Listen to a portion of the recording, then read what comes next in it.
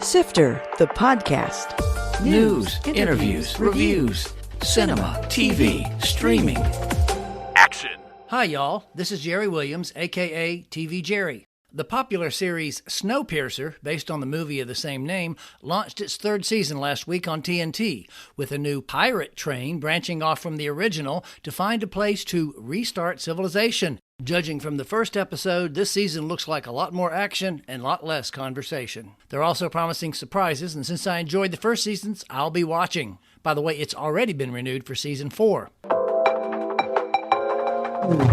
After 40 years at WBBT, which is now called NBC 12, Jim Duncan retired last year.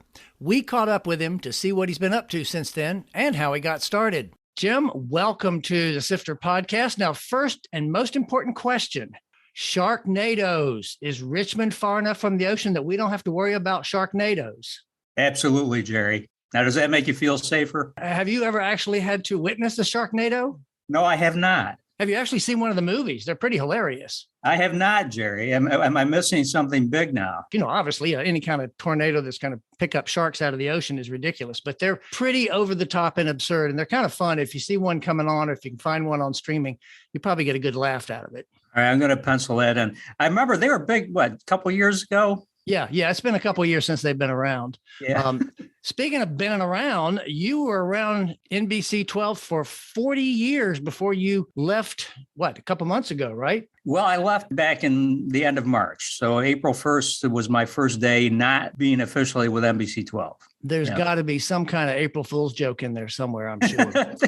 Actually, I think there probably were a few of those jokes on social media that day and that day after. But the timing was right in terms of the time of year as we get, past the winter time and decided, this is the time. So, it's been almost a year now. So it's hard to believe. Sure. So how'd you get into weather? It's kind of a geeky thing. I was kind of a snow fanatic back in, I really was a true snow fanatic growing up in upstate New York. I just always loved snow. I don't know why, and decided fortuitously that I should make a career out of it. So I started out getting my undergraduate degree in mathematics at a small school upstate New York, up in Syracuse, Lemoyne College. Then, I thought, what? I always love weather. I just want to go into this. So I got my master's at Albany State in atmospheric science. So that's kind of how what kind of science? Atmospheric science. Whoa. Okay. That sounds very, I guess, is that fancy talk for a weather guy? You got it. Yeah. So what'd you do before you got to NBC 12? I wanted to stay up in the snow belt because that was my interest and fascination in weather. But, at the time, now this is 42 years ago now, back in 1980, ended up finding a job, several small market jobs. One was in Rapid City, South Dakota, and I think another one was in Beaumont, Texas, both very small TV markets. And then I just didn't want to travel that far, and I ended up in Greenville, North Carolina. It was ironic here. My interest in weather was due to snow. And here I was packing a U-Haul trailer in 1980 with all my worldly belongings and hauling them down to the mid-Atlantic and what I considered pretty far south at the time. If you want to hear how I piqued curiosity in terms of TV, it was basically related to meeting the local TV weather people up there in Albany, New York. Toured the local TV stations and just kind of discovered that this was a great avenue to do weather forecasting. So one year down there in North Carolina in 1980, I again saw another classified ad in the trade magazine for a job up here in Richmond. I remember thinking, this is going to be my big move back north to snow country. We got snow now, so that helps a little bit. Right. And I remember meeting my folks. They came down to visit Williamsburg and such. So I remember taking the bus from Greenville to Richmond to meet them and getting out of the Trailways bus station on Broad Street in Richmond and thinking, wow, this is a big city. I mean, this is really...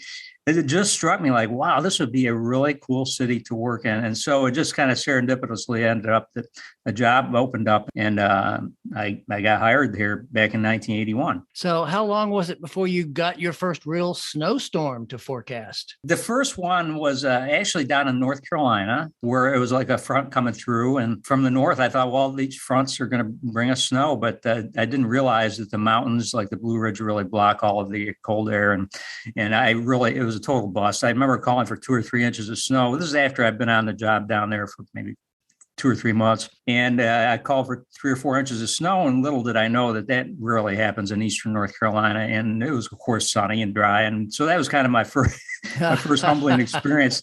And then up here, really my first big snow I remember here in Richmond was in 1983, near Valentine's Day, just around 17, 18 inches of snow. So wow. That's kind of what still sticks in my memory is that 1983 snow here. So how would you say technology has changed in those 40 years? Even in the 80s, you were still standing green screen in front of a map, right? Well, we didn't even use a green screen when I started, Jerry. I used the acrylic crayons basically to draw highs and lows on a map. And oh, right.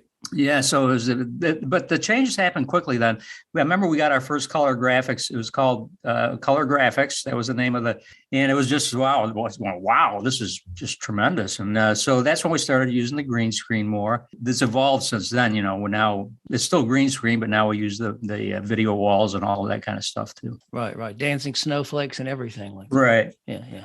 The meteorology itself has changed as well. I mean, the forecasting has gotten tremendously better over all of these years. So speaking of that, what app do you use if you're looking for the weather? And don't tell me NBC 12.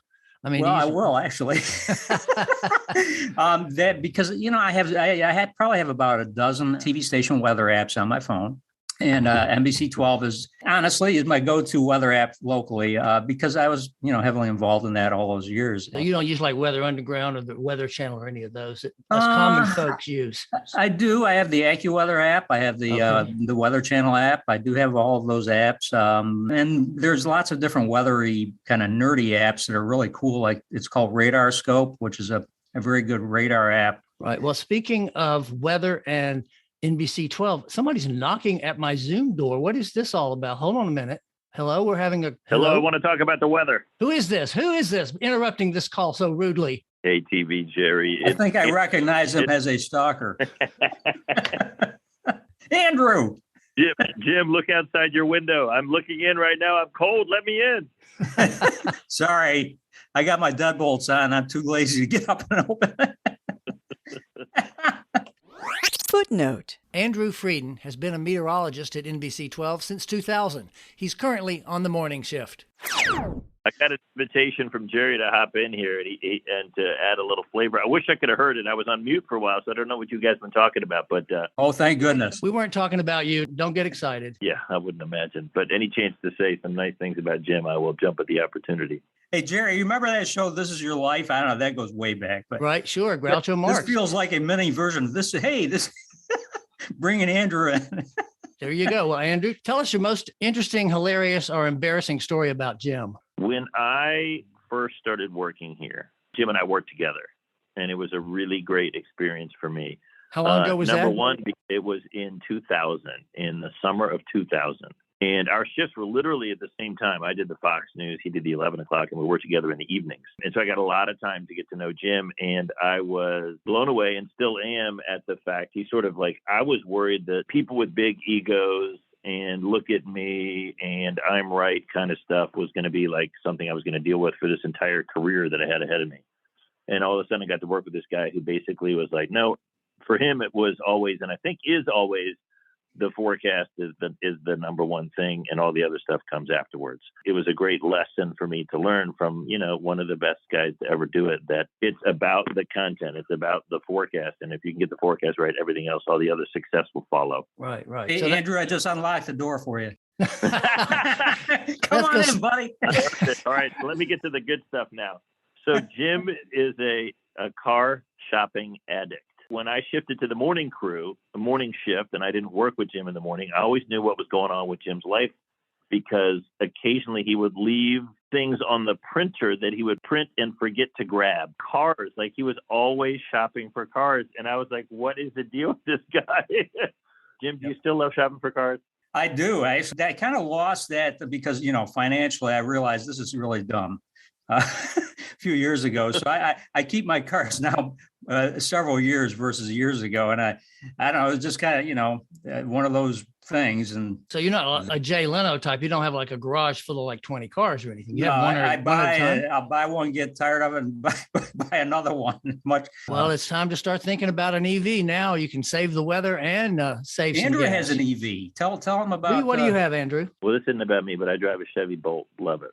I'll tell you, we'll have to have a drive off sometime because I've got a Tesla and I drove a Volt and I'm like, oh, Tesla's so much cooler. But of course, I'm so much cooler than you anyway, Andrew. So, Well, yes, and you also paid twice as much for yours as I oh, paid well, for mine. that If might not, at Jim's core, he is a very good person. He's basically why I'm still here. If he wasn't a good guy, I would have been like, I'm not working here much longer. I got to get out of here. Don't lay all that blame on me now. Yeah, everyone, all your fault. Well, Andrew, thanks for dropping in. Thank you, Andrew. It's an honor to be on here with you, Jim. Jim, I will talk to you soon. Probably in the next couple of days, I'll get a text message or vice versa. I'll talk to you soon. Yep. Take it easy. Hey, Jerry. Yep. It is true. Andrew and I do communicate regularly. So it's kind of cool. You know, we stay in touch, but I still don't want to let him in my house. That's okay. But actually, it's funny that he just called in at that moment because my next question was going to be, so which anchor at the station did you hate the most? Oh, gosh. Talk about setting me up. Nobody ever usually answers those kind of questions, but I always like to throw it out there to see what they say. I'm not one to really hate anybody. I think we through the turnstiles 40 years, probably there were hundreds of different people I've worked with there. It was just really cool to see so many of the younger folks come through, especially in recent years as I've gotten older and progressed to bigger markets, like Ryan Nobles, who is at CNN now, used to work with us. Is there anybody else you can think of off the top of your head that's like somebody who's done really well that's on a network or something like that now? I don't know if it's Aaron up in D.C. Oh, Aaron Gilchrist. I remember Aaron. He actually did videos for me when he was still in high school. He was a great guy. Isn't he up in D.C. now? I think he's... Last I heard, he was in D.C., yeah. I think he works for NBC Network in D.C. So I don't know if you remember Campbell Brown. She ended up with NBC Network, I think, for a while. And too bad I didn't think of Aaron. I would have had him call in. That would have been a nice surprise. That would have been cool. Aaron and I worked with Aaron, for 3 or 4 years. And I think he was just an intern when he started. Let me switch over to COVID, because I know when COVID hit, I recently just watched the second season of The Morning Show, and they end up getting into COVID by the end.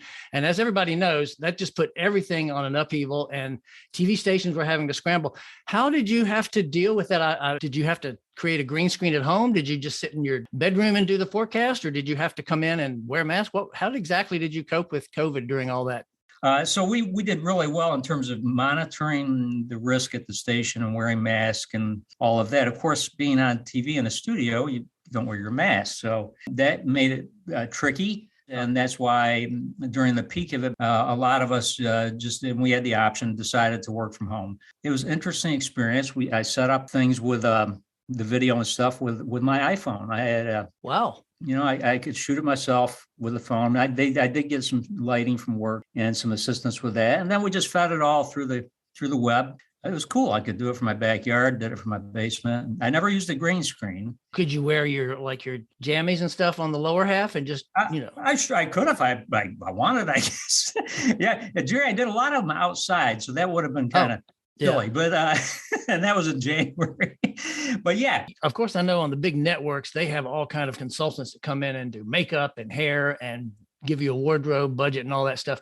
How fancy is it at the local stations? Do you have any of those kind of things? You have consultants come in and talk to you about those kind of things? And do you get a budget for clothes, or is everything on your own? There used to be, in the day, the budgets for clothes were common, called clothing allowances. And we used to. And I don't know what the current protocol is there now. And in terms of makeup and all of that, we did have consultants come in and tell us, I'll never forget this, Jerry. We had a consultant come in, this was many years ago, and I had worn the same suits, I guess, for several years. And a consultant came in. They brought this person in from New York City. And I walked in the room, and the first thing she said to me is, she said, "Darling, you look awful." Oh, she nice. said, "That suit looks horrible on you." And so what she basically was saying, the suit didn't fit. I might have lost weight or gained weight or whatever. And she said, and it was out of style. And so she said, "You have to promise me when I come back here in a year that you will have bought at least 3 new suits." So that was kind of my story with a consultant. So since you have signed off the air, what have you been up to? I've been really busy, and I'm just kind of that personality where I have to keep active doing shopping for cars, right? Shopping for cars.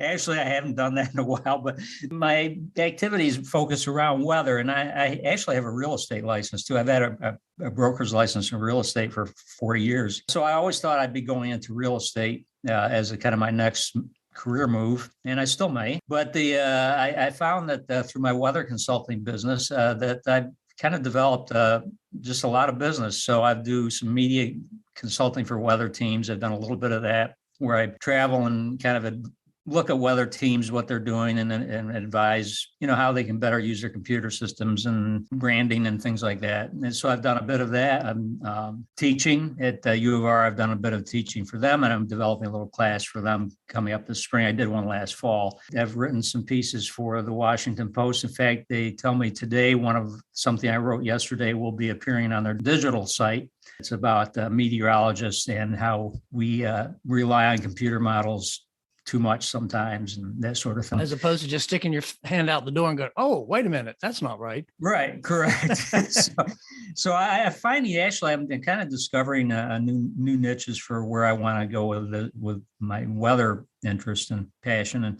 And I think writing is one of those. And I also think I'm doing some stuff with the Richmond Times-Dispatch on a limited basis. Sean Sublett is the chief meteorologist. He was just hired there last year. Right. And so we're doing some video stuff. I enjoy collaborating with them in limited ways as well. So, and of course, you're working out at Gold's. That's where we actually met. Was at Gold's Gym at Willow Lawn a few years back. Willow Lawn. I don't know if you were, but I was one of the original members there. No, I didn't join until they actually put the pool in, and then I was there the next week. And that pool was nice, but then they, as they took it out. Yep, that's why you don't see me anymore.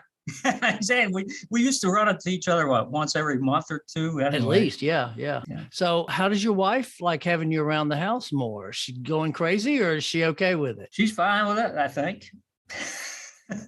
But she works as well. So it's an adjustment for everyone, I guess, because I've been on a schedule for 40 years now where I would work evenings. I was so lucky, Jerry, in my career that I fell into this evening TV mode. In other words, I would go on at 3 and come home at 11:30, but I get a nice long dinner break in the evening. I could come home and have dinner. And so it gave me family time, but also kept me out of the busiest traffic times of the day. And it just worked out for my entire career really great. Speaking of being at home and enjoying life, so what TV show or movies have you been seeing lately that you're kind of into? I don't watch a lot of TV, and I never have because of my schedule. Oh, that makes sense. Yeah, so it's kind of getting into the mode of watching new programming and stuff on TV. It has been, not something that I've done a lot of, but what we have watched recently is the Kaminsky Method. Oh, that's great. That's great fun. It was better until the last season when Alan Arkin was not in the show. It wasn't quite as funny because he was great in the show. Yeah, and I did like the character, the Paul Reiser's character. Yeah, it was so funny because when I first saw him, who is that? And then I went and looked, and it's total makeup because he doesn't. I thought, has he really gone the pot? I know. Pun intended in that case, actually.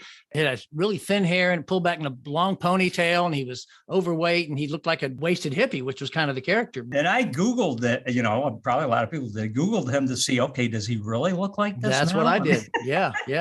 But that was a great show. And you're right. I agree. The final season without Alan Arkin, he's just such a great actor. That was probably sticks out in my mind as the thing that really, I wish there were more seasons of that with good content. And then in terms of movies, we watch Don't Look Up. Oh, which I loved. And it's got a weather component for you. Yeah, the climate change component. And so it was, I thought it was a little bit over the top. At first, I thought, oh, gosh. But then as it got going, I thought it really gets you thinking. And so loved it. Yeah. Obviously, it's Adam McKay, and he, that's what his thing is, over the top satire. Let me ask you this. This is an important question. Did you watch all the way through the credits to the very end? I can't remember. Well, I don't want to say it on the podcast because I don't want to give anything away. But if you didn't, there was one, what they call a mid-credit. They do the opening credits at the end, and then they had a little surprise. And then at the very end, after all the credits, they had a second surprise. I did not see that, Jerry, because I remember walking out of the room, all the credits were rolling at the end. So I might have missed that, I guess. I'll have to tell you when we get off this. I don't want to spoil it. But let me just add this. The best place to find all the most interesting things about movies and TV in town, don't you? Of course, it's TV Jerry. Well, you're no longer TV Jerry. Well, yeah, still the site's TV Jerry. And my license plate still says TV Jerry. But yeah, there you go. And actually in my reviews, I always, as I did in the Don't Look Up review, always say, stay through the credits if there's a surprise at the end. Well, Jim, this has been fascinating, and I've learned some new things about you today, and I miss seeing you at Gold's. Likewise. Thank you so much. So I guess now you can go outside and enjoy some of this frigid below 30-degree weather we're having. You'll feel like you're back up in New York State. Yeah, I guess. You know, I'm getting more acclimated to the South after 40 some years. That happens. Yeah, that's true. Well, thank you so much, Jim. Good to talk to you. Bye. Now I'm talking about longtime old friend Mike Jones, who I guess, Mike, we met when you were way back at the Biograph as the manager. Yes. Footnote. If you're younger or newer to town, the Biograph Theater was a classic repertory cinema featuring foreign art and experimental films on Gray Street near VCU. It ran from 1972 to 1987. It was also where the Rocky Horror Picture Show played at midnight for many years with full audience participation. In fact, Jerry, you may not remember this, but when you were working for a video company, your offices was above the dirt shirt on Cary Street. Do you remember that? Heilig Myers. That's it. You were working for Heilig Myers. Right, in the 70s. I had to write this stuff out, and I didn't do very well. But anyway, I had the Biograph to fall back on. There you go, because I didn't hire you, did I? Well, I'm son of a bitch. No, but I knew who you were because you always came to the Biograph. And was reviewing back in those days, too. So Right. I know one of the things you've been involved with forever is the James River Film Festival. And today you're here to talk to me about the James River Short Film Festival Showcase. Tell me what that's about exactly. It all goes back to 1994 when we did the first James River Film Festival, and this would be part of the annual James River Film Festival spring program, would be the jury competition. And you've been part of that before. You were a jury member years and years ago. Right. One was held live at one of the VCU buildings downtown, the large buildings. We started out by giving $2,000, which is something that, a lot of festivals don't give any money, really. Right. And our partner since then, and beginning that first year, was the Virginia Film Office. And so we did that first jury competition. And then about 10 years ago, we pulled the competition out of the main programming of the film festival, which gives us another kind of standalone event, and also at the Virginia Museum of Fine Arts, and began calling it the James River Short Film Showcase, which is still a jury competition. Nothing's really changed. The prize is still only $2,000, right? Come on, what's happening with inflation here, Mike? Well, unfortunately, those budgets don't rise with inflation. We're just happy to have the Virginia Film Office partnering with us all these years. Well, now, so have any of the people who have won these prizes in the past gone on to greatness? Any of them made a big Hollywood movie or anything? Or are they still more experimental type? Years ago, the guy that made Donnie Darko, who has a local connection in Midlothian, Right. Richard Kelly was a contestant years ago and won some prize money. The next thing I heard from him, he's got Donnie Darko coming out, Footnote. Donnie Darko was directed by Richard Kelly and came out in 2001. Actually, it was supposed to take place in Middlesex, Virginia in the 80s, where a teen, Jake Gyllenhaal, experienced strange encounters with time travel and a scary giant bunny. Who judges this? Who makes the decision on who's going to get the money? Every film is viewed twice. And so sometimes you get 75 entries, sometimes you get 150. But this year we had about 78 or 9 entries. And Wow. so we had 6 jurors. So each juror gets to see a set of films, and then another juror also sees the same set of films. And so to advance, you need 2 nominations. Right. This year we ended up with 9 entries, and I think the total running time's about 85 minutes. What we kind of shy away from is those things that look like, trying to make a pilot or something for a larger project. We really encourage the experimental side, the animated, and even experimental narratives. I mean, anything like that.